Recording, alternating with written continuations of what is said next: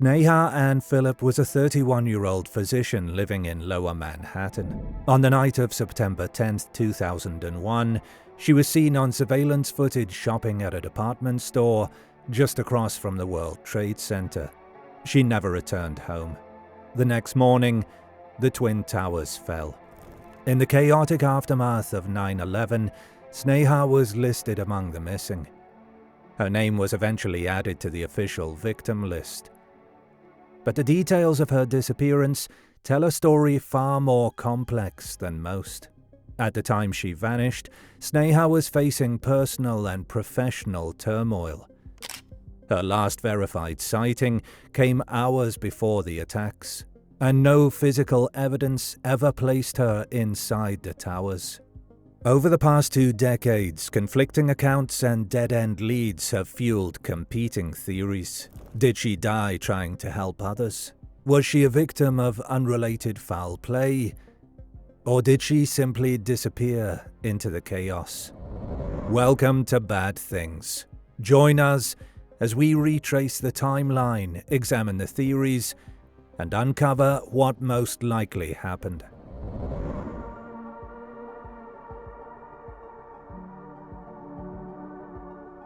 In the months leading up to her disappearance, Sneha Anne Philip, a medical intern in New York City, faced growing personal and professional challenges. In early 2001, she lost her position at Cabrini Medical Center, reportedly due to tardiness and alcohol-related issues.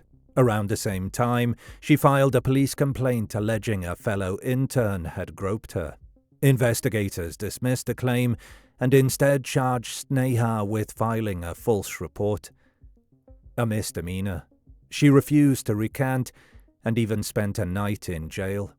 Sneha's marriage to Ron Lieberman, a fellow doctor, was also under stress.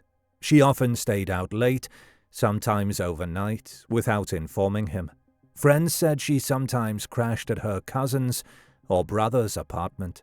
Despite these issues, her family insisted she was recovering by early September, making plans, reconnecting with loved ones, and talking about the future. On the morning of September 10, 2001, Sneha and Ron appeared in court for a hearing on the false report charge. A police report claimed they argued afterward and separated angrily, but Ron denied this, saying they parted without incident. Sneha returned home and spent the afternoon at their Battery Park City apartment. She chatted with her mother for 2 hours on Instant Messenger, mentioning a recent night out, an upcoming visit from her cousin, and her idea to take them to Windows on the World, the restaurant atop the North Tower. At around 4 p.m., she signed off, saying she had errands to run. Between 5 and 7 p.m., Sneha dropped off clothes at the dry cleaner and went shopping at Century 21, a department store near the World Trade Center. Surveillance footage captured her browsing racks alone and buying lingerie, a dress, bed linens, and shoes using Ron's American Express card. A store clerk later claimed she was with another woman, but this person was never identified, and no such figure appeared in the footage. Sometime after 7 p.m., Sneha left the store. What happened to her afterward remains a mystery.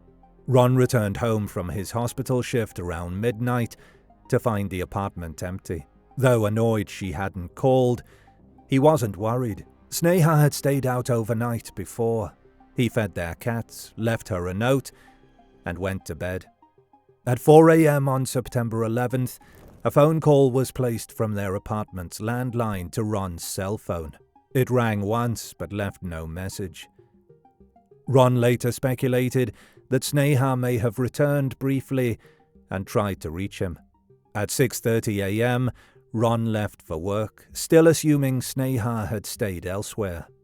Then at 8:43 a.m., just 3 minutes before the first plane hit the North Tower, a security camera in the lobby of Sneha's building recorded a woman entering.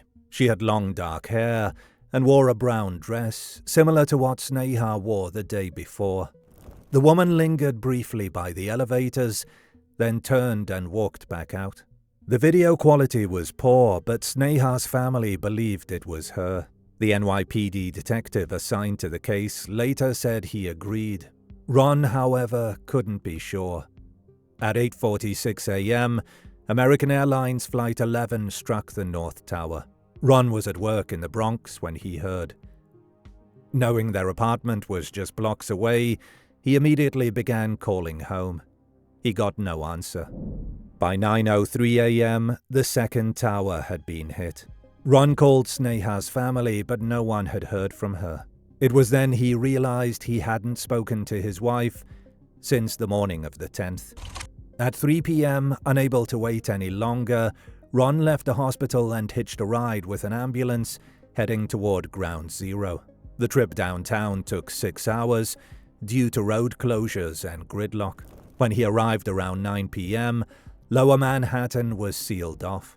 He pleaded with police at the barricades and eventually slipped past by showing his hospital ID. The building was locked and without power. Ron couldn't get inside. He spent the night wandering the neighborhood, searching, shouting Sneha's name, and eventually crashing at a friend's place. At dawn on September 12th, Ron returned to the apartment and managed to get in. Inside, he found the windows open and a thick layer of ash coating everything. Only kitten paw prints marked the floor. No sign of Sneha's return. Her shopping bags from the night before were missing. It appeared she had never made it back after the attacks. In the following days, Sneha's family printed missing posters and canvassed the city. Her case, however, drew skepticism. She was the only person on the missing list last seen before September 11th. When Ron brought her flyer to the 911 Family Assistance Center, journalists lost interest once they heard she disappeared on the 10th. Desperate to generate leads, Ron and Sneha's brother John made a fateful decision. They fabricated a story. John went on local TV, claiming he was on the phone with Sneha during the attacks and that she said she was helping someone injured before the call cut out. It was false, but the dramatic detail helped get her face on the news. Ron began a more systematic search. He reviewed hours of Century 21 security footage until he located the last clear video of Sneha around 6 p.m. on September 12th. He hired Ken Gallant, a former FBI agent, as a private investigator. Gallant checked hospitals, bars, ferry terminals, and even brought in a psychic. No sign of Sneha surfaced. By early 2002, investigators were left with 2 possible clues: the 4 a.m. phone call and the 8:43 a.m. security footage. Together, they suggested Sneha was alive on the morning of 9/11 and possibly witnessed the unfolding events. Later investigations revealed parts of her personal life not previously known. Police noted Sneha's strained marriage, her social drinking, and that she sometimes spent time at lesbian bars. Details, they argued, pointed to a more complicated reality than the one initially portrayed. Her family contested these claims, saying they were exaggerated and irrelevant. In 2004, the medical examiner's office removed Sneha from the official 9/11 victims list, citing lack of direct evidence that she was at the World Trade Center that day. A Manhattan judge later upheld that decision, ruling that she may have died by other means: accident, violence, or voluntary disappearance. But in 2008, a New York appellate court reversed that ruling. Judge David Sachs concluded it was highly probable that Sneha had died during the 9/11 attacks and called alternative explanations rank speculation. Her name was restored to the official list of victims. A symbolic urn of ashes from Ground Zero was buried in her honor. Her name now appears on the 9/11 memorial in Lower Manhattan, among 2,750 others who lost their lives that day.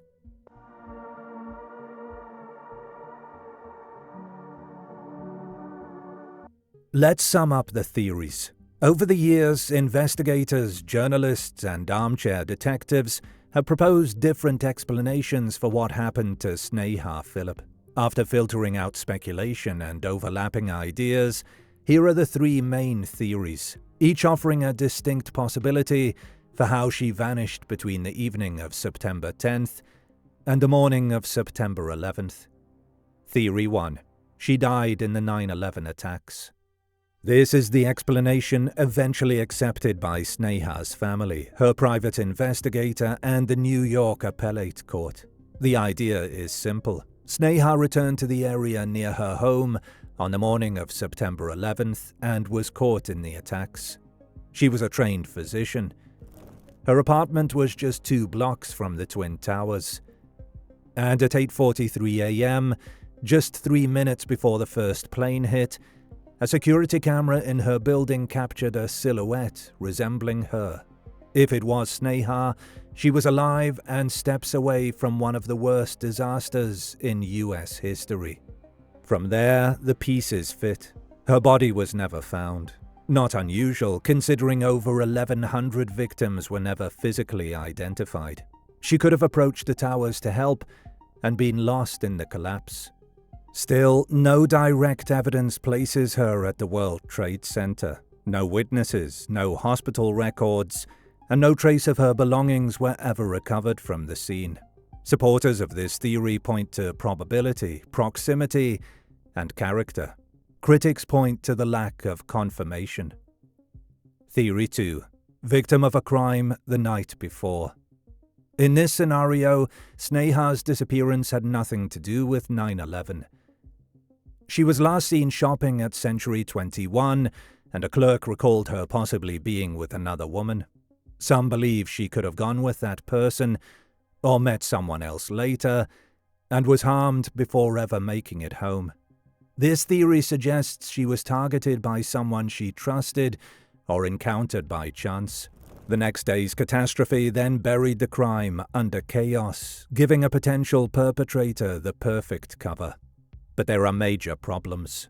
No crime scene, no suspicious activity tied to anyone she knew, and no evidence of foul play. New York is not the kind of city where people vanish without a trace. A body eventually turns up. In Sneha's case, nothing ever did. Theory 3. Disappearance by choice or accident. This final theory combines 2 variations. That Sneha either chose to walk away during the confusion of 9/11 or experienced an accident that had nothing to do with the attacks. In either case, the disaster made it easier for her to vanish.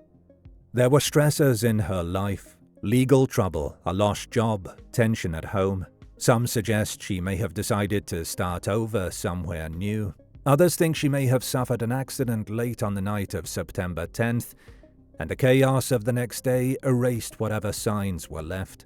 But there's no evidence to support either scenario. She left behind everything: passport, ID, money, glasses, and personal items. The credit card she used on the 10th was never used again. Her computer showed no sign of planning.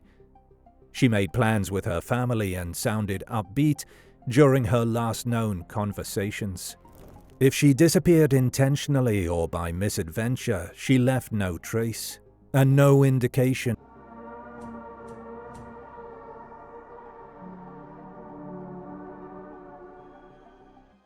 After stripping away speculation, dramatic theories, and emotional narratives, the explanation that remains is the one that makes the most sense, based on what we know. The most likely scenario is that Sneha Philip died in the September 11th attacks. As we've seen, Sneha's last confirmed activity was shopping at Century 21 on the evening of September 10th. That night, she didn't return home.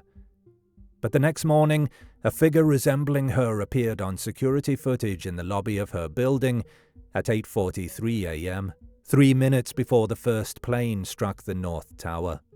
While the image is blurry and inconclusive, her family and the lead NYPD detective both believed it was her. That timing puts her outside, near Ground Zero, at the very edge of the unfolding catastrophe. If we accept that footage as authentic, then her fate likely collided with the chaos that followed. Given her medical training, it's reasonable to believe that Sneha, witnessing a disaster in progress, may have gone toward the towers. She may have wanted to help, or she may have simply been in the wrong place at the wrong time, walking past, standing nearby, or caught in the fallout as the towers collapsed. We don't need to know the precise path she took that morning to understand how easily she could have disappeared in the devastation. We also remember the haunting state of her apartment. The window left open, the thick layer of ash covering every surface, undisturbed except for kitten paw prints. That detail matters. If Sneha had come home after the collapse, there would likely be evidence of her presence. Footprints in the dust, discarded clothes, or even the shopping bags from the day before. But there was nothing. It appears she never made it back. And as we've established, over 1,100 victims of the attacks were never physically identified. Many were vaporized. Others left only fragments. Sneha's total absence, no remains, no belongings, no confirmed sightings, is tragically consistent with the experience of those closest to Ground Zero. When compared to the alternatives, this scenario requires the fewest assumptions. It doesn't rely on a perfect murder, a vanishing act, or a freak accident with no physical evidence. It doesn't ask us to believe Sneha carefully planned an escape, but left all her essentials behind. And it doesn't demand we reframe her personal struggles as proof of a hidden spiral. It only asks us to acknowledge that she was likely present during the deadliest attack on American soil, and never came back. Ron Lieberman, her husband, once said, "The only thing that makes sense is that she burned in the World Trade Center." It's a brutal conclusion, but a clear one. The appellate court later echoed that clarity, stating that only rank speculation supports any other version of events. In the end, what most likely happened is also the simplest explanation. Sneha Anne Philip was lost to the events of September 11th, not in the headlines, but in the rubble, ash, and confusion that claimed thousands of lives. Her disappearance is not an unsolvable mystery. It's part of the same tragedy we all remember. Do you want to bring bad things with you wherever you go? Our episodes are now available as a podcast. Look us up on your favorite podcast app and listen to the most truth-seeking true crime podcast out there.